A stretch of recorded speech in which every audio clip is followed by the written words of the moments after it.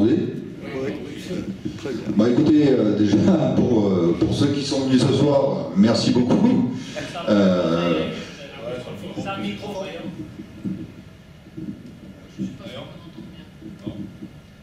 C'est mieux là? Donc merci beaucoup d'être venus ce soir, malgré effectivement les chaises un peu vides autour de vous. Je tiens à signaler que, effectivement, comme je vous l'ai expliqué tout à l'heure, la mairie de Banyuls nous a répondu pour la salle qu'hier soir à 17h30. Donc c'est vrai que c'était un peu compliqué de diffuser l'information avant, d'afficher des affiches sur les panneaux et de prévenir un peu tout le monde. Bon, ensuite, je sais qu'il y a eu aussi des pressions exercées, puisque moi j'ai croisé des gens qui nous ont dit qu'effectivement on leur avait déconseillé de venir dans les réunions publiques du Front National pour ne pas s'exposer, notamment tout ce qui est commerçant, puisque c'est vrai qu'ils sont quand même en contact direct avec les mairies, donc c'est un peu compliqué pour eux de s'exposer en public de manière ouverte. Bon, après c'est vrai que sur Banyuls, je pense que si on était arrivé en tête sur Banyuls, la situation aurait été différente ce soir, ça me paraît évident. Je sais que demain nous faisons une réunion à Argelès et il y aura beaucoup plus de monde, parce que là-bas il y a un réel soutien au niveau de la ville, même au niveau des commerçants, artisans, restaurateurs. Je sais que beaucoup vont se déplacer pour venir nous voir, là par contre c'est sûr. Et donc après, bon voilà, aujourd'hui nous sommes à Banyuls. Vous êtes peu, mais vous êtes quand même venus pour ceux qui sont là, donc ça c'est très bien. Donc bah, écoutez, dans un premier temps, puisqu'on est en petit comité, je vais vous présenter donc le binôme, puisque je ne sais pas si tout le monde nous connaît vraiment bien encore aujourd'hui.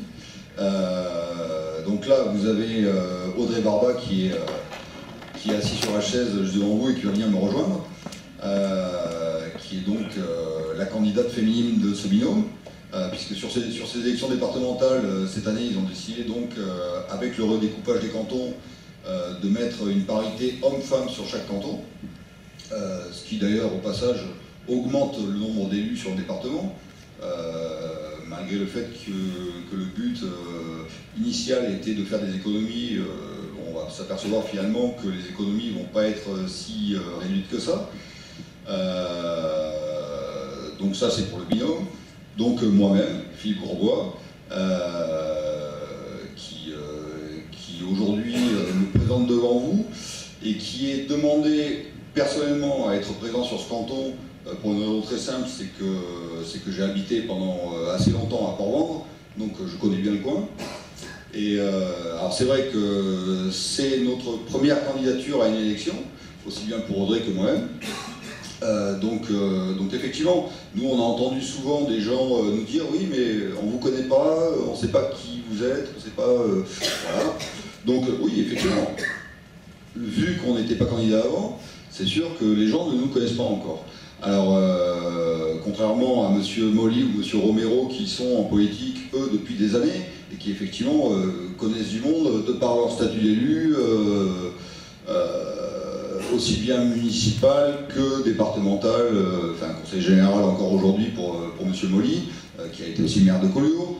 Donc effectivement, les gens les connaissent dans le coin. Maintenant, ce que j'ai envie de dire, c'est qu'en politique, comme dans toute chose, il y a un début et une fin. Nous, c'est le début, effectivement, de notre engagement politique. Bon, pour M. Molly et M. Romero, c'est peut-être la fin. Ça, seul l'avenir le dira. Donc, pour parler un peu des élections départementales, donc il faut savoir, d'une part, que ces élections ont été organisées d'une manière quand même assez peu courante, puisque aujourd'hui encore, personne ne sait quelles vont être les compétences réelles des conseils départementaux, puisque la loi n'a pas encore été votée. Enfin, une partie a été votée par l'Assemblée nationale, il faut que ça repasse par le Sénat. A priori, peu de choses risquent de changer par rapport à ce qui était avant. Mais en parallèle, M. Hollande annonce partout que les conseils départementaux vont disparaître. Donc bon, pour l'instant, on ne sait pas, personne ne sait. Et ça, on le saura malheureusement que plusieurs mois après les élections. Donc on va élire des conseillers départementaux qui vont siéger, qui vont gérer les départements, mais qui ne savent pas encore comment ni pourquoi ils vont les gérer. Puisque est-ce qu'on va garder le social? A priori oui. Est-ce que les routes départementales seront encore gérées par le département? C'est pas sûr, peut-être que ça va être délégué à la région. Est-ce que le tourisme va rester au département? On n'en sait rien. Bon, là, il y a un gros point d'interrogation et effectivement, c'est quand même un cas assez unique, aussi bien en France qu'en Europe et peut-être dans le monde d'ailleurs. Donc ça, c'est encore une des grandes spécificités de l'État français. Donc,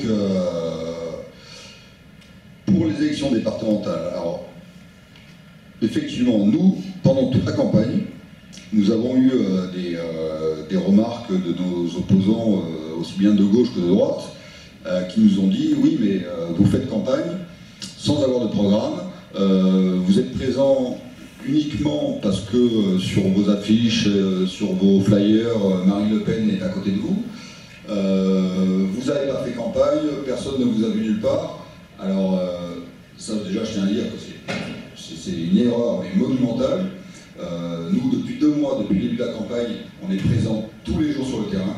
On a fait toutes les villes du canton. Alors c'est sûr, on n'a pas rencontré tous les habitants de toutes les villes, c'est impossible. Mais on a été extrêmement présents sur le terrain. On a discuté avec des milliers de personnes. On a croisé des gens partout, de tous les milieux, de toutes professions. Et d'ailleurs, les scores que nous avons faits au premier tour reflètent exactement notre engagement sur le terrain depuis 2 mois. Parce que bon, c'est vrai que le fait d'avoir Marine Le Pen en photo à côté de nous sur nos flyers aide un petit peu par rapport à l'image du Front National au niveau français, au niveau national, mais ça ne fait pas tout. Le travail, il faut le faire sur le terrain aussi tous les jours. Et ça, nous l'avons fait, et d'ailleurs nous continuons à le faire encore aujourd'hui, même si c'est compliqué, parce que contrairement à M. Molly et M. Romero, nous n'avons pas des employés municipaux ou départementaux qui travaillent pour nous, pour tracter, pour boiter et pour faire le travail. On est obligé de tout faire nous-mêmes, avec évidemment quelques militants qui nous aident, heureusement. Mais bon, c'est quand même assez compliqué, assez fatigant, surtout avec le temps qu'on a eu ces derniers temps. Donc voilà, on essaie quand même de faire le travail et je pense qu'on y arrive. Alors, déjà, je voudrais remercier aussi tous ceux qui ont voté pour nous au premier tour, puisque au niveau du canton, nous arrivons en tête, même si l'écart entre les listes reste quand même assez faible, mais on arrive en tête. Contrairement à tout ce qu'avaient prédit aussi bien les médias que les politiques qui nous sont opposés. Nous arrivons en tête donc sur le canton avec 29,2% des voix, le Parti Socialiste avec 29 et l'UMP 26, un peu plus de 26,1 ou 2, je sais plus. Et donc ça déjà c'est un très bon point. Sachant que nous avons fait des scores quand même très élevé sur Argelès et Saint-André, puisqu'à Saint-André on fait presque 40% au premier tour. Et à Argelès, sur les 8 bureaux de vote, nous arrivons en tête sur 6 bureaux, dont certains bureaux où on frise les 50% quand même. Donc c'est quand même assez exceptionnel, notamment sur Argelès, qui est quand même un fief de gauche avec M. Allegas, qui a fait tout ce qu'il fallait pour que Molly arrive en tête. Et malgré ça, nous arrivons en tête. Donc moi je peux vous dire que dimanche soir nous étions au dépouillement à Argelès au bureau centralisateur, que c'était pas la fête chez les socialistes du coin. Donc ça déjà c'est quand même une petite fierté personnelle pour nous, parce qu'effectivement on a fait du gros travail sur le terrain et donc là c'est un peu un juste retour des choses entre guillemets. Et ensuite pour le second tour, je pense que nous avons vraiment toutes nos chances, sachant que M. Romero est arrivé arrivé en 3e position et qui, malgré son maintien pour le 2e tour, ne recueillera pas toutes les voix de son propre électorat qui souhaite essentiellement faire barrage à la gauche, donc votera pour nous au second tour pour éliminer le Parti Socialiste sur le canton. Nous avons croisé quand même beaucoup de gens de l'UMP local, des militants, des adhérents, certains élus même parfois, qui nous ont apporté, de manière évidemment tout à fait discrète, leur soutien, nous affirmant que voilà, qu'il y aura quand même une grosse mobilisation de la part de ceux qui ont voté l'UMP au premier tour pour nous au second tour. Ensuite, on va parler un petit peu effectivement des problématiques du canton. Alors avant ça, je vais quand même laisser la parole quelques minutes à Audrey, qui va se présenter un peu plus en détail pour que vous la connaissiez un peu mieux, savoir un peu les motivations qui l'ont poussé à s'engager en politique dans cette campagne pour le département. Voilà. Merci.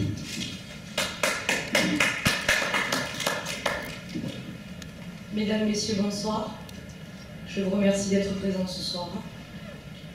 Je suis Audrey Barba et je fais partie de la composante de la citoyenneté française ayant grandi sur les terres de notre département, les Pyrénées-Orientales. À la suite d'une scolarité réussie, une situation professionnelle, mère de famille, le présent, mon département m'a interpellée. C'est pourquoi je me suis engagée en tant que candidate départementale avec le Front National, car c'est le seul parti d'opposition capable de proposer une autre alternative à l'UMPS. Ce département en est l'un des symboles, car il souffre depuis trop longtemps de l'UMPS à la mairie de Perpignan et du PS au Conseil général. D'où mon implication dans l'avenir de nos futures générations.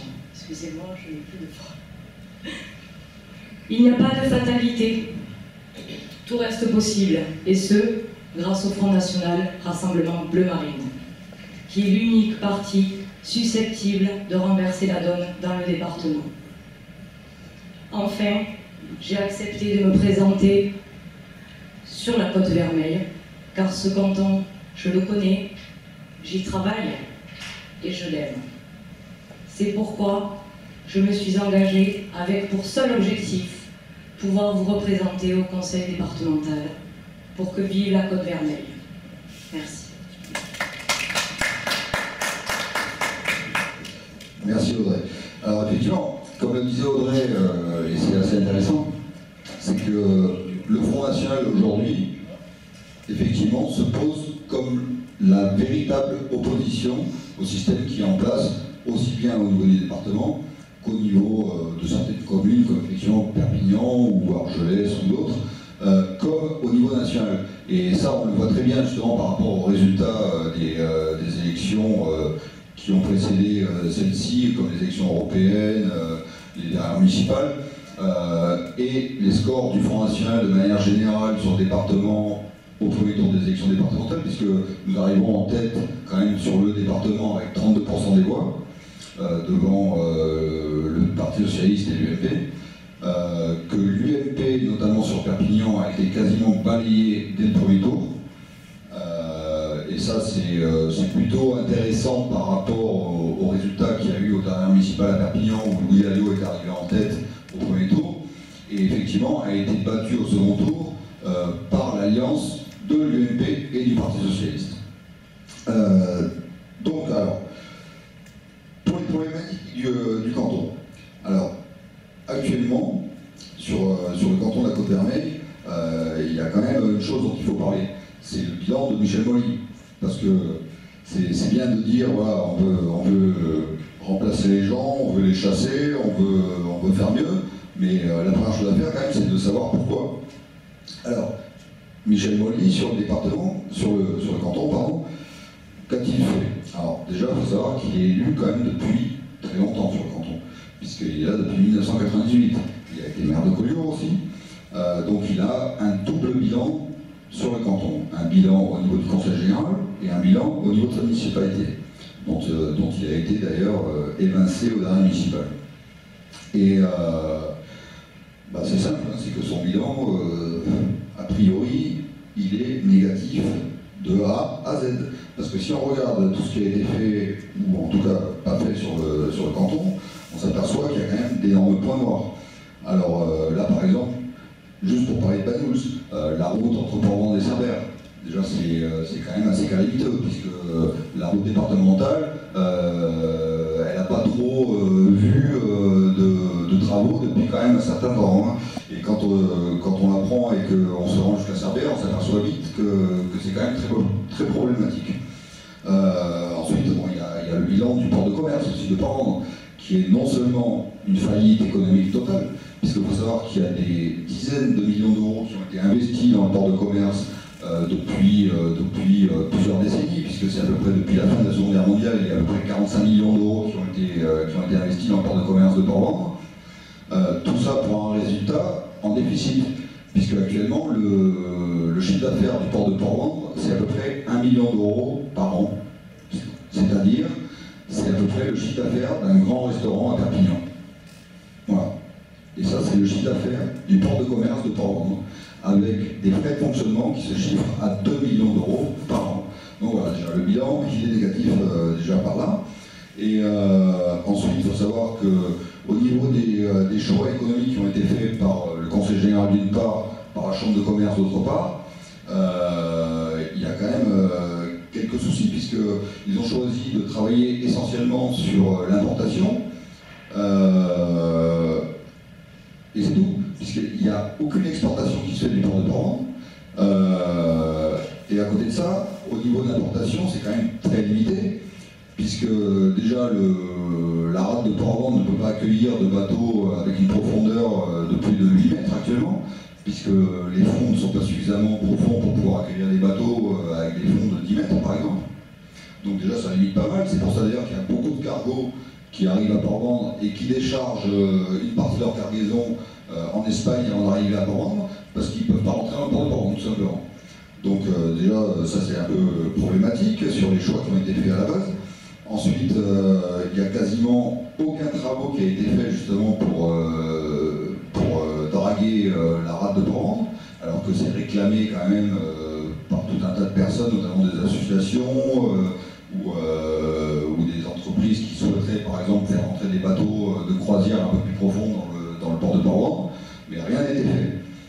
Alors c'est vrai que récemment, Michel Mollier a annoncé que 36 millions d'euros allaient être investis dans le port de Port-Vendres dans les 5 ans qui viennent, sauf qu'il a oublié de dire une chose quand même, c'est que déjà d'une part, le port de Port-Vendres n'appartient pas au Conseil général, il appartient toujours à l'État, puisque l'État devait le rétrocéder au Conseil général sous réserve que le Conseil général l'entretenait et le développait. Sauf que comme ça n'a jamais été fait, l'État ne l'a jamais rétrocédé. Ça c'est une première chose. Ensuite, deuxième chose, l'État, la région et l'Europe ont annoncé qu'ils n'investiraient plus un centime dans le port de Port-Vendres. Donc, si des investissements sont faits pour faire des travaux à Port-Vendres, ils seront en totalité à la charge du contribuable. Sachant que sur les 45 millions qui ont été déjà investis et qui restent encore en grosse partie à payer, si on investit 36 millions de plus, ça va faire pas loin de 80 millions à payer pour le contribuable du département. Alors, en parallèle, il faut savoir que des projets alternatifs ont été proposés au Conseil général, à la Chambre de commerce, pour développer le port de Port-Vendres, que tous ces projets ont toujours été dégagés de la main par aussi bien le Conseil général que la CCI, notamment pour tout ce qui est effectivement croisière, développement d'activités de construction nautique sur le site du port de commerce, puisqu'il y a quand même 7 hectares disponibles, que sur les 7 hectares, il y en a une partie qui aujourd'hui est censée accueillir des containers, que l'activité container aujourd'hui est à l'état donné en total, puisque comme lui, les cargos ne peuvent pas rentrer dans la rade de Port-Vendres et décharger les containers de manière suffisamment importante pour que ce soit rentable. Il les décharge à Barcelone. essentiellement. Donc voilà, c'est vraiment le gros trou noir, non seulement du canton, mais du département tout entier. Puisqu'en plus, il faut savoir que pour par exemple, le projet du 3e quai de Port-Vendres, il y a quand même quelque chose d'extrêmement étrange. C'est l'étude du projet. Alors l'étude du projet, il faut savoir que l'étude dure depuis 17 ans. Qu'elle est gérée par une seule et même société, qui est une société qui à la base était sur Montpellier, qui a été créée sur Montpellier sous l'égide de M. Frêche, qui a raflé d'ailleurs tous les contrats publics à Montpellier, qui a été importé au Conseil général par M. Bourquin quand il est arrivé. Et donc c'est cette société qui a raflé le contrat de l'étude du projet du 3e quai de Port-Vendres, et que cette étude, ne serait-ce que pour l'année 2014, a coûté 5 millions d'euros. Alors 5 millions d'euros pour une étude de projet sur une année, c'est déjà monstrueux. Je pense que c'est à peu près l'étude de projet la plus chère du monde pour un projet de cette taille. Mais ce qu'il faut savoir, c'est que le Conseil général refuse de divulguer tous les montants qui ont été donnés à cette société dans les 16 ans précédentes pour cette étude de projet. Alors, il y a deux solutions. C'est où effectivement il y a une vraie étude qui a été faite sur 17 ans, mais dans ce cas-là, il faudrait la montrer parce que les seules choses qu'on peut voir sur le site du Conseil général ne justifient pas un tel investissement financier. Ou alors il y a des sommes qui ont été données à cette société et qui ont été après rétrocédées à d'autres personnes. Bon, après, ça ce n'est pas moi qui peux vérifier ça malheureusement. Donc, à partir de là, ça déjà c'est un peu l'aspirateur de la Côte Vermeille au niveau investissement, puisque à partir du moment où tout cet argent est investi dans le porte de commerce, à pure perte, c'est vrai que c'est compliqué d'arriver à trouver d'autres sources de financement pour financer le reste, comme effectivement la route départementale, ou alors par exemple la restauration du château royal à la Collioure, ou du clocher d'église, qui est en train de s'effondrer. Ensuite, dans tout ce qui est développement d'emploi ou économique, parce que là aussi, le bilan de M. Molly, il est inexistant à ce niveau-là. Les emplois sur la côte, ils disparaissent les uns après les autres, que ce soit au niveau de la pêche ou dans d'autres domaines.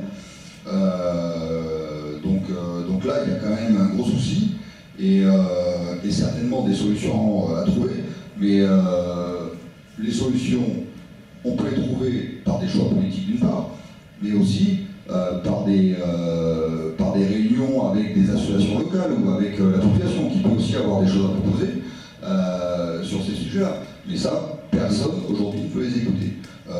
C'est ça, c'est que quand les gens sont élus, effectivement, ils sollicitent les populations pour être élus, et après, ils disparaissent, plus personne ne les voit, ils font ce qu'ils veulent, et les populations sont ignorées en totalité. Bon, après, c'est vrai qu'on pourrait aussi parler de la disparition des administrations, comme les guichets de gare, comme la douane à Cerbère, les centres de soins qui sont en train d'être délocalisés, voire fermés certainement pour certains dans les temps qui viennent. Alors ça, c'est pareil, au niveau des centres de soins. Moi, j'ai entendu effectivement M. Molly ou M. Romero dire voilà, on va se mobiliser pour les centres de soins, on va faire ci, on va faire ça. Bon, sauf que ce qu'ils oublient de dire quand même, c'est que ce sont leurs gouvernements respectifs qui ont décidé ce qui se passe actuellement. C'est-à-dire que la décision avait été prise déjà à l'époque où M. Sarkozy était au pouvoir, et qu'aujourd'hui, le PS l'a juste mis en application pour la délocalisation sur Perpignan. En plus, que M. Romero dise « je vais mobiliser », c'est bien gentil, sauf qu'il faut savoir que les centres de soins, au sein de son propre parti, tout le monde souhaite les rapatrier sur Perpignan. Donc, qu'est-ce qu'il va pouvoir faire au Conseil général pour défendre les centres de soins? Ben rien. Rien, parce que tout simplement, tous ses amis veulent les délocaliser à Perpignan. Voilà, parce que à Perpignan, il y a l'agglomération, il y a la mairie de Perpignan qui a un poids énorme sur le département, et que M. Pujol, à Perpignan, est très content que les centres de soins soient rapatriés sur Perpignan. Donc là, à ce niveau-là, c'est sûr que M. Romero ne fera rien, c'est tout. Donc, après, sur le département, bon, il y a quand même aussi pas mal de problèmes. dont on pourrait parler, comme le train jaune aussi, qui est en train de partir à l'abandon, qui va sûrement être totalement abandonné dans les mois ou les années qui viennent, faute de financement, faute d'entretien. Bon voilà, c'est un sujet qui est quasiment clos pour la majorité départementale du département, qui effectivement ne peut plus se faire appeler Parti Socialiste, mais qui pourtant est responsable de tout ça. Alors, on pourrait aussi parler par exemple de la taxe de mouillage qui a été décidée. Alors bon, ça c'est pas forcément le département qui a décidé, mais bon, ce sont les amis de M. Molly. Qu'est-ce qu'il en dit a priori pas grand-chose, hein, puisqu'il n'en parle pas du tout lui. Donc ça doit lui convenir certainement, hein, parce que quand on voit une taxe de 100 à 300 € par bateau, c'est quand même pas mal. Alors effectivement, s'ils veulent liquider la plaisance sur la côte, c'est sûr que c'est un bon moyen, c'est clair. Bon, en attendant, quand même, la plaisance permet d'avoir une certaine visibilité sur la côte, d'avoir une attractivité pour ceux qui la pratiquent, et en parallèle de faire aussi, de financer certains nettoyages de plages, de mer, voilà. Mais là, ils vont là-dessus. C'est pas plus compliqué, puisque les plaisanciers risquent certainement de partir en Espagne, où ça sera beaucoup moins cher pour eux. Et donc voilà. Et d'ailleurs, ce qui serait intéressant, c'est de savoir pourquoi cette taxe a été augmentée pour les Pyrénées-Orientales et la Corse, uniquement, et pas ailleurs. Donc je pense qu'il y a certainement des gens proches du gouvernement qui, eux, ont réussi à épargner leur côte plutôt que la nôtre. Bon, ça, c'est quelque chose qu'il faudra aussi élucider un jour. Bon. Après, au niveau aussi, il y a beaucoup de choses à faire, par exemple au niveau de la viticulture. Là, dimanche dernier, justement, le jour du premier tour, avec Audrey, on est passé au salon Vinaki à Argelès, où on a rencontré tous les viticulteurs qui étaient là, et qui nous disaient, mais aucun élu n'est jamais venu nous voir. Aucun. Ils s'en foutent, complètement. Donc ils nous ont dit, bon là, c'est bien, vous venez nous voir, on est contents.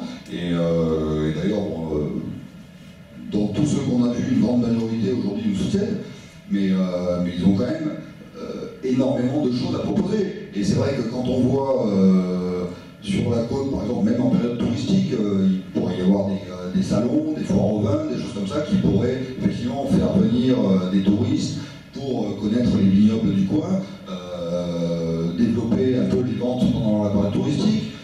Non, mais il n'y a rien. Il n'y a rien du tout, alors qu'effectivement, au niveau des viticulteurs, des caves coopératives, ils sont demandeurs. Nous, ils nous ont dit clairement, ils nous ont dit, voilà, si jamais un jour vous arrivez effectivement à être élu, si vous voulez organiser des choses, nous on est prêts à travailler avec vous, on est prêts à faire des choses. Et en plus, ce qui pourrait être intéressant, c'est, quitte par exemple à leur apporter en partie quelques subventions, développer aussi les emplois viticoles en leur demandant d'embaucher des gens, même des stagiaires, mais au moins des gens qui vont pouvoir avoir une formation, un emploi dans ce domaine. Bon après, nous, sur le département, c'est vrai que beaucoup de gens nous ont dit, voilà, on a vu votre journal, le programme que vous avez est un programme qui est bien, mais qui est plutôt national. Qui reprend pas un peu voilà, les débouchés qu'il peut y avoir sur le département, les problématiques locales. Alors c'est vrai que le journal de campagne a été préparé par le bureau du Front National, mais une grande partie de ce qu'il y a dedans peut déjà s'appliquer quasiment à tous les départements de France. Après, il est évident qu'il y a des spécificités locales, et ça, nous, on en a déjà parlé plusieurs fois, sauf que certains médias ont refusé de le publier, notamment l'Indépendant. Nous, au niveau du département, on a un programme qui est assez clair, qui n'est pas quelque chose de très compliqué parce qu'il y a des bases, effectivement, qu'il faut mettre en place assez rapidement. Déjà, avant d'arriver à pouvoir faire autre chose, comme par exemple assainir les finances publiques. Là, il y a beaucoup de choses à faire. Déjà, ce qu'il faudrait faire, effectivement, au niveau des départements, et ça, on proposera, effectivement, si on a suffisamment d'élus au conseil départemental, faire un audit financier du département, avec certains volets spécifiques dans certains domaines, comme par exemple pour le port de commerce. Parce que là, actuellement, évidemment, le Conseil général ne veut pas qu'on ait accès aux dossiers financiers, mais si on donne le dossier à une société d'audit qui ne soit pas du département, d'ailleurs, parce qu'il ne faut pas qu'il y ait d'influence locale. Mais je pense qu'il y aura des choses à trouver. Après, on peut travailler aussi au niveau des budgets de fonctionnement, au niveau des frais de communication des départements, parce qu'actuellement, il faut voir que les frais de fonctionnement des départements se chiffrent à 493 millions d'euros sur un budget total de 630 millions. Donc c'est quand même énorme par rapport au budget du département. Et alors évidemment, dans les frais de fonctionnement, il y a des choses qu'on ne peut pas amputer, comme effectivement la rénovation de certains bâtiments, ou effectivement l'entretien des routes, des choses comme ça. Mais après, il y a énormément de choses qu'on peut supprimer. Après aussi, tout ce qui concerne le social, le RSA par exemple. Alors pour le RSA, aujourd'hui, il faut savoir que ça représente 130 millions d'euros sur le budget des départements. 130 millions d'euros, c'est quand même assez monstrueux. Et sachant qu'à côté, il n'y a strictement aucun contrôle qui est exercé sur les demandeurs ou les bénéficiaires pour savoir si effectivement ils cherchent un emploi à côté. Parce qu'il faut savoir quand même que le RSA a été créé dans le but que les gens trouvent un emploi et pas pour qu'ils restent au RSA à vie. Sauf qu'aujourd'hui, on se retrouve, notamment sur Perpignan, puisque là je connais bien le problème parce que j'y travaille, avec des gens qui sont au RSA, qui étaient avant au RMI et qui sont à vie, qui n'ont jamais travaillé. Et puis de toute façon, on vous dit très clairement, oh non, mais nous, on ne peut pas travailler, l'État nous donne un salaire, on ne va pas travailler. Donc forcément, à partir de là, si on ne pousse pas un petit peu, un minimum les gens à chercher, bon après, évidemment, il faut aussi leur proposer des choses. Parce qu'actuellement, au niveau de l'emploi, quand on regarde les pôles emploi ou les maisons d'emploi, d'ailleurs les maisons d'emploi qui sont en train de fermer les unes après les autres, ils n'ont rien à proposer. Rien, strictement rien. Après, on peut aussi réduire les budgets par rapport aux associations. On peut supprimer ou diminuer en tout cas une partie des subventions qui sont données aux associations. Là, il faut savoir que par exemple, entre l'année 2014 et le budget primitif qui a été voté pour l'année 2015, le budget des associations, les subventions ont augmenté de plus de 300 000 euros. 300 000 euros, sachant que l'État se désengage sur les dotations qu'il va donner au département, que là, cette année, on va avoir quand même plusieurs millions de moins de la part de l'État. Il va falloir les trouver quelque part, ces 300 000 euros. Sachant déjà que les budgets d'associations étaient déjà très élevés avant. D'ailleurs, pour certaines associations qui restent assez floues, parce que là, par exemple, j'ai un exemple, l'association des anciens conseillers départementaux, enfin généraux. Alors là, celle-là, moi je veux dire, je l'ai cherché partout, je l'ai trouvé nulle part. Donc je ne sais pas qui en est membre, je ne sais pas qui en est président, je ne sais pas où est-ce qu'il y a le siège, et nulle part. Donc sachant que sur l'année 2014, elle a touché une première subvention de 60 000 euros et une deuxième de 120 000 dans l'année, et que là, la dotation qui lui a été donnée pour l'année 2015, c'est 150 000 euros. Donc là, il faudrait quand même qu'il nous explique à quoi servent des associations comme celle-là. Bon, après, il y a toutes les associations, effectivement, qui agissent dans des buts politiques ou, en tout cas, qui ne défendent pas les intérêts et le bien commun. Là, effectivement, l'intérêt de subventionner ces associations peut aussi être discuté. Voilà. Alors, il y a des associations qu'il faut continuer à financer, celles notamment qui travaillent pour l'emploi, pour la solidarité, parce qu'il y a des choses effectivement qui peuvent être faites, qui peuvent être intéressantes. Celles qui ont vraiment des propositions à faire pour faire avancer les choses, oui, celles-là, il faut continuer à subventionner à bon escient. Mais bon, après, voilà, il y a quand même beaucoup d'associations qui pourraient être, en tout cas, dont les dotations pourraient être baissées. Bon, après, une fois qu'on a réussi à récupérer de l'argent justement sur ces baisses de financement, de budget, ça va quand même débloquer en moyenne des sommes entre 50 et 100 millions d'euros. Ça, c'est des calculs qui sont assez simples à faire, hein, puisque là, je n'ai pas le détail des chiffres sous les yeux, mais quand on étudie les budgets du conseil départemental point par point, effectivement, il y a pas mal de choses qu'on peut arriver à récupérer. Donc, une fois qu'on a récupéré ces sommes, on peut tout à fait les réinvestir. Alors déjà, On peut aussi, par exemple, les réinvestir dans tout ce qui est aide aux entreprises qui répondent au marché public. Parce que quand on voit aujourd'hui, dans les marchés publics, au niveau des départements, des sociétés qui construisent des casernes de pompiers qui viennent d'Espagne et qui emploient des travailleurs clandestins, là il y a quand même un gros souci. Parce que bon, on a quand même des entreprises de BTP sur le département qui seraient tout à fait capables de le faire. Donc c'est quand même assez scandaleux de faire venir des sociétés espagnoles pour faire le travail. Sachant que c'est quand même des budgets départementaux, donc des fonds publics, de l'argent public qui est utilisé, donc autant qu'ils servent à faire travailler des entreprises locales. Bon, ça actuellement c'est pas le cas. Après, au niveau de l'investissement qu'on peut faire, on peut aussi parler par exemple des personnes âgées. Parce qu'il faut savoir que dans les années qui viennent, il va y avoir d'énormes besoins à ce niveau-là, puisque bon, il faut être clair, c'est que la population quand même de la France vieillit. Aujourd'hui, quand on voit que ce soit au niveau des maisons de retraite, que ce soit au niveau de l'aide personnalisée d'autonomie, des EHPAD, bon, il y a quand même beaucoup de choses à faire, parce que finalement, à l'arrivée, quand on voit les chiffres, peu de personnes peuvent en bénéficier, parce que les niveaux de ressources ont été modifiés, et c'est très compliqué. Et il y a beaucoup de gens aujourd'hui, de personnes âgées, qui se retrouvent complètement à l'abandon, qui sont parfois en grande difficulté physique chez eux, dont les enfants ne peuvent pas s'occuper, et qui se retrouvent à l'abandon total. Et ça, c'est une honte, tout simplement. Après, alors nous, au niveau des départements, on a des personnes chez nous qui travaillent activement sur les aides aux personnes handicapées. Et parce qu'elles ont travaillé dans ce domaine pendant longtemps, qu'elles connaissent bien les problèmes, qu'elles sont en contact avec beaucoup d'associations pour handicapés. Et c'est vrai que là, il y a aussi beaucoup de demandes, parce qu'au niveau de la prise en charge pour la mobilité, les structures d'accueil, il y a beaucoup de choses qui pourraient être faites. Et ça, effectivement, par rapport aux économies qu'on pourrait faire sur certains budgets, il y a moyen de réinvestir pour développer certains domaines à ce niveau-là.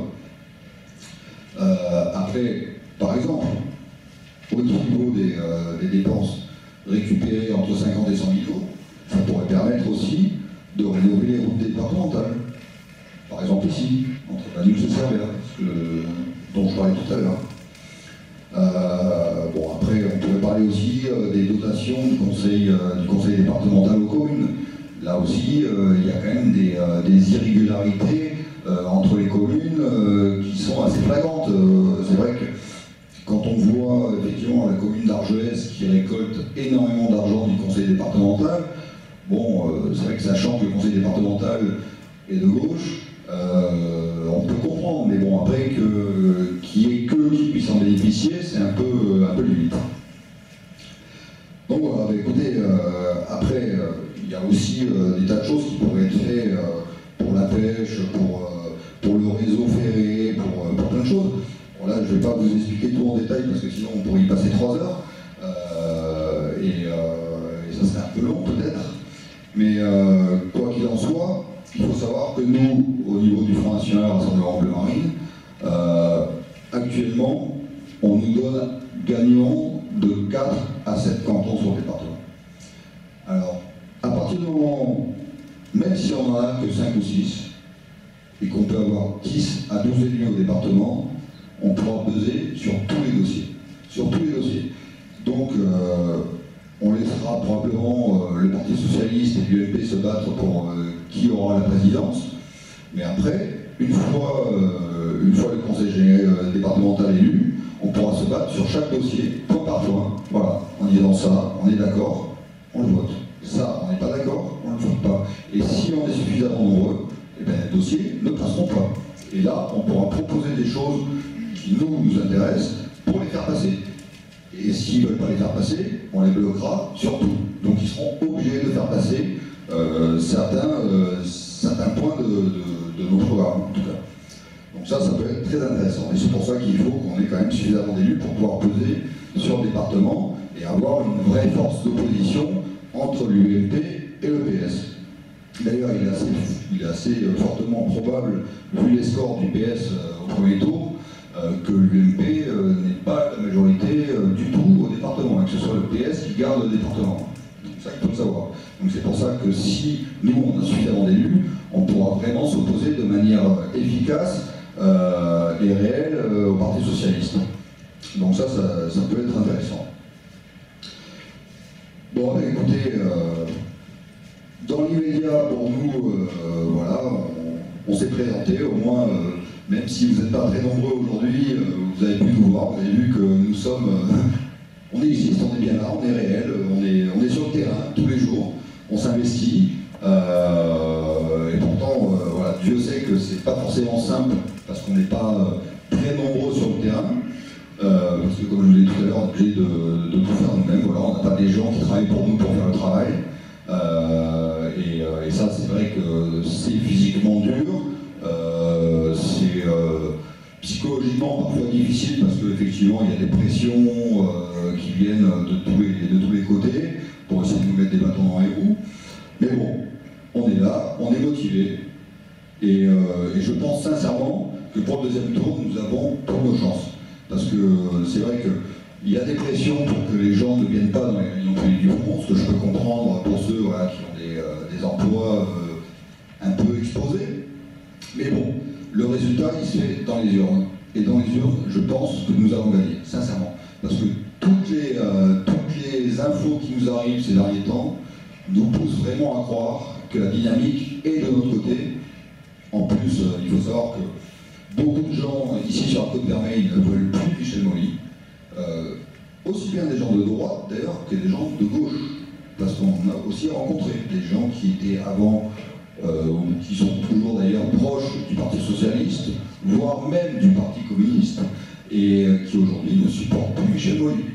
Donc voilà, je pense que nous allons avoir vraiment de bonnes surprises dimanche soir, que la tête de M. Arriagas sera encore pire que celle qu'il y a eu dimanche dernier. Celle de Molly aussi d'ailleurs, parce que dimanche dernier, j'avoue que les regards qui nous jetaient au moment des résultats étaient assez terribles. Mais bon, nous ça nous fait plaisir, lui certainement beaucoup moins, mais bon, en attendant, voilà, je pense que nous avons gagné. On va passer dans la pièce à côté où un petit apéritif va vous être servi, on pourra discuter un peu entre nous si vous voulez. Voilà, merci.